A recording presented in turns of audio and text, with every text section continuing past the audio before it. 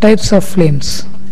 First one is neutral flame, second one is carburizing or reducing flame, third one is oxidizing flame. Now coming to neutral flame. A neutral flame is produced when approximately equal volumes of oxygen and acetylene are mixed in the welding torch and burnt at the torch tip. The temperature of the neutral flame is of the order of about 5900 degree Fahrenheit or 3260 degree centigrade. The flame has a nicely defined inner cone which is light blue in color.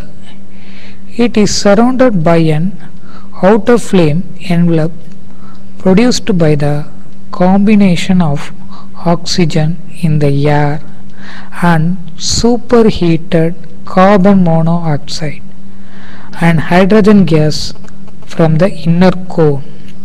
This envelope is usually a much darker blue than the inner cone.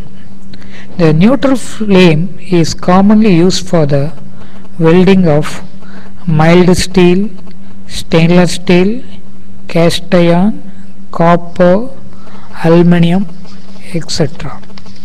Next, coming to the reducing flame. If the volume of oxygen supplied to the neutral flame is reduced, the resulting flame will be a carburizing flame or reducing flame, that is rich in acetylene.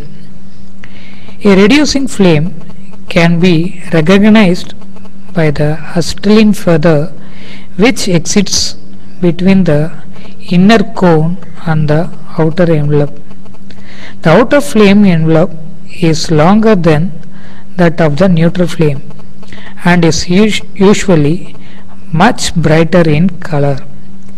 A reducing flame has an approximate temperature of 5500 degree Fahrenheit, that is 3038 degree centigrade.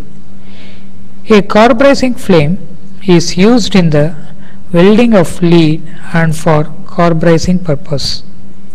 A reducing flame, on the other hand, does not carburize the metal.